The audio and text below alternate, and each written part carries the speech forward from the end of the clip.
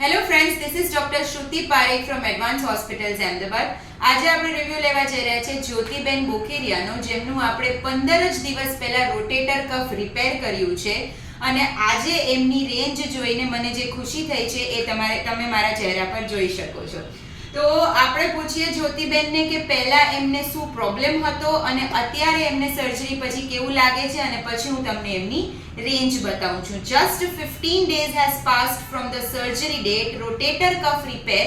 Rotator cuff repair એટલે ખભાના 4 main સ્નાયુ હોય છે, જેમાંથી એક અથવા તો એકથી વધારે સ્નાયુ ફાટી જવાથી એને રોટેટર કફ ટેર કહેવામાં આવે છે. એને આર્થ્રોસ્કોપિકલી રિપેર કરી શકીએ છીએ. આવો જાણીએ જ્યોતિબેન પાસેથી એમને શું પ્રોબ્લેમ્સ હતા પહેલા. તો આંટી, પહેલા શું પ્રોબ્લેમ હતા જ્યારે હાથ ઊંચો જ નહોતો થતો અને એકદમ દુખાવો થતો. અને એ કેટલો વખતથી થતું હતું? ઈ છેલ્લું 1 મહિના દિવસ ત્યાં હું તો અહીંયા જે કાંઠા જેવો થઈ ગયા હતા ને એને તો વરસથી જેવું થઈ ગયું હતું, પણ ચલાવતી હતી. પણ મહિના દિવસમાં બહુ પીડા થઈ, પછી અહીંયા સીધી હું આવી. રાઈટ. તો રોટેટર કફ મસલ્સ જ્યારે ટેર હોય એક અથવા એકથી વધારે, તો તમારા ખભાની જે મૂવમેન્ટ્સ છે એ રિસ્ટ્રિક્ટ થઈ જાય છે, બહુ વીકનેસ આવી જાય છે, કોઈ કામ કરવામાં કમજોરી મહેસૂસ થાય છે, અને એના લીધે પેઇન બી વધારે થાય છે. ટેરના લીધે પેઇન બી થાય છે. So pain, weakness, restricted range of motion, આ બધી સાઇન્સ છે રોટેટર કફ ટેરની. ઓકે, પછી શું કર્યું આંટી તમે? 1 મહિનાથી દુખતું હતું ત્યારે શું કરતા હતા? 10 દિવસ ત્યાં દવા લીધી, આવડી સાહેબ કરીને છે આપણે પોરબંદર એની. પછી મને થયું કે હવે મારે અહીં નથી રહેવું, આને તો પેન કિલર આપે છે એટલે મારે નથી લેવું. હું અમદાવાદ વહી જાઉં છું એટલે અહીંયા સીધા આવ્યા. ડાયરેક્ટ અહીંયા જ આવ્યા? અહીંયાનું એડ્રેસ. ઓકે. ઓકે, એમનું શું કરેલું હતું? શાસ્ત્રમાં તમે કહેલું હતું કે કાંઈ ગીતાનું બર્સેટિસ. યસ, ઓકે, બર્સેક્ટોમી કર્યું હશે. ફાઇન. પછી બસ અહીંયા ઓપરેશન થયું અને હવે મને બહુ સારું લાગે. એકવાર હાથ ઉપર લઈ જાઓ ભાઈ એમને.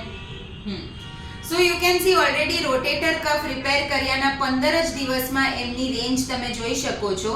ફૂલ overhead movement without any assistance of the other hand. બીજા કોઈ હાથનું અસિસ્ટન્સ વગર એ જાતે કરી શકે છે. જે ત્યાં સાઈડમાંથી લઈ જાઓ હાથ ઉપર. સાઈડમાંથી બહુ વધી નથી. હા, એટલો પણ 15 ડેઝ પ્રમાણે બહુ જ સારું થાય છે. અત્યારે તમને કેવું લાગે છે? અંદરથી એકદમ આમ અત્યારે stable, સરસ. કરું ને તો દુખે ન કરે. નહીંતર આખો દિવસ નહીંતર શું ફીલ થાય કે ઓકે હવે આમ સારું રિકવર જેવું લાગે. છે?